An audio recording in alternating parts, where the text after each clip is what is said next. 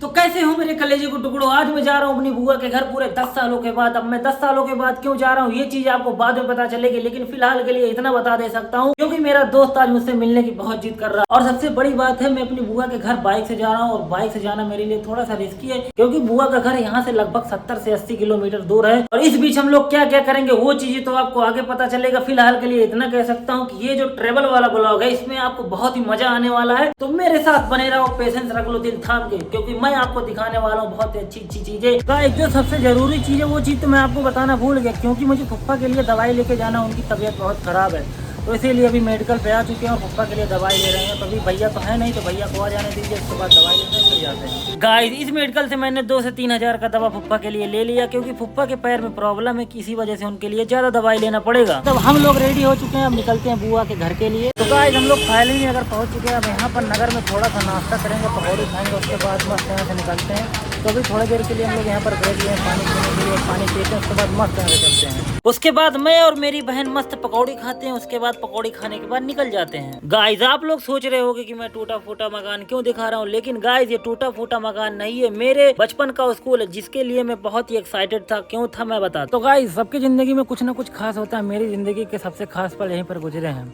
दोस्तों, मैं खड़ा हूँ मेरे बचपन के स्कूल में, जहाँ मैं 1, 2, 3, 4 पढ़ा हूँ। गाइस, ये मेरे बचपन का सबसे करीबी और सबसे दिल में बसी हुई जगह, जिसे मैं कभी भूल नहीं सकता हूँ। यहीं से मेरे बचपन की शुरुआत हुई थी। अभी तो फिलहाल मैं बड़ा हो चुका हूँ और एक मेरा दोस्त आने वाला, मतलब मिलने आया है, और अभी आता है, उसका रिएक्शन देखते हैं, उसके बाद उससे मुलाकात करते हैं, फिर आपको बताते हैं कि फीलिंग क्या होती है, दोस्ती क्या होती है। आप देखना जरूर। बच्चों को जाता देख मेरे बचपन की मुझे याद आ गई और सोचने लगा काश वो दिन लौट आए। जब मैं इतना छोटा हुआ करता था तब मैं इसी क्लास में पढ़ता था। ये मेरा कक्षा 2 था और यहीं पर हम लोग बैठ के पढ़ते थे। अब तो फिलहाल कोई नहीं है, बचपना तो वापिस आ नहीं सकता है। तो उसे देखकर जो फीलिंग महसूस होती है उसे बयां भी नहीं किया जा सकता है। सच बता रहा हूँ ना, मन एकदम खुश सा हो गया अपने पुराने स्कूल को देख के। अभी मेरा दोस्त आया नहीं है, आ जाए फिर उससे थोड़ी बातें करके आपको फीलिंग शेयर करता हूँ अपनी। दोस्तों, जो आपको ये पीछे टूटा हुआ क्लास नजर आ रहा है, ये मेरे लिए कक्षा 3 हुआ करता था। मैं पढ़ने में तो उतना तेज नहीं था, लेकिन जितना भी था, सच बता रहा हूँ यार, मुझे उन दोस्त, मतलब ऐसा लग रहा है कि वो मेरे दोस्त मेरे साथ वहाँ पर बैठे हैं। लेकिन फिलहाल तो कुछ हो नहीं सकता है, जो समय निकल गया वो निकल गया।